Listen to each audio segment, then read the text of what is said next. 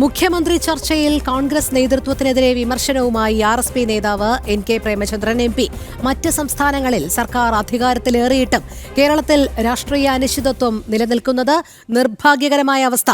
RSP നിലപാട് കോൺഗ്രസ് കേന്ദ്ര നേതൃത്വത്തിനോട് വ്യക്തമാക്കിയതാണെന്നും ഉടൻ മുഖ്യമന്ത്രിയെ പ്രഖ്യാപിക്കാൻ നേതൃത്വം തയ്യാറാകണമെന്നും എൻ.കെ. പ്രേമചന്ദ്രൻ എം.പി. പറഞ്ഞു.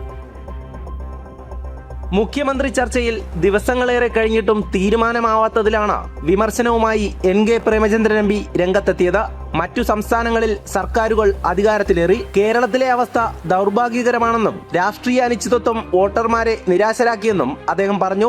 ഒരു രാഷ്ട്രീയമായ അനിശ്ചിതത്വം മുഖ്യമന്ത്രിയുടെ തെരഞ്ഞെടുപ്പുമായി ബന്ധപ്പെട്ട് നിലനിൽക്കുന്നു എന്നുള്ളത് വളരെ നിർഭാഗ്യകരമായിട്ടുള്ള അവസ്ഥയാണ്. കാരണം 102 സീറ്റ് വാങ്ങി തിളക്കമാർന്ന വിജയം ഐക്യ ജനാധിപത്യ മുന്നണിക്ക് നൽകിയ കേരളത്തിലെ വോട്ടർമാർ അവർ ഉയർത്തുന്ന ചോദ്യങ്ങൾ ഗൗരവതരമായ ചോദ്യങ്ങളാണ് അവർ ഉയർത്തുന്നത്. മുഖ്യമന്ത്രിയെ തീരുമാനിക്കുന്നതിൽ ഉണ്ടാകുന്ന കാലവിളംബത്തെ സംബന്ധിച്ചാണ് അവരുടെ പ്രധാനപ്പെട്ട പരാതി.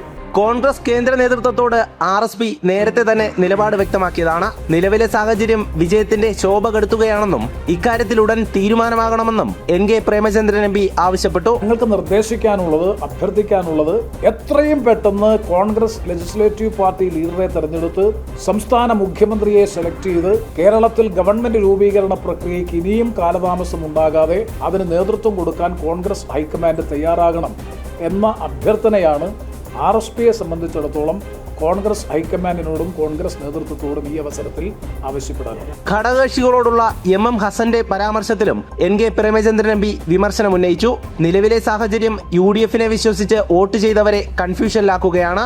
ഘടകകക്ഷികൾ ആരുടെയും പേര് നിർദ്ദേശിച്ചിട്ടില്ല. ആര് വന്നാലും തങ്ങൾ സ്വീകരിക്കുമെന്നും അദ്ദേഹം പറഞ്ഞു. ജനം, കൊല്ലം.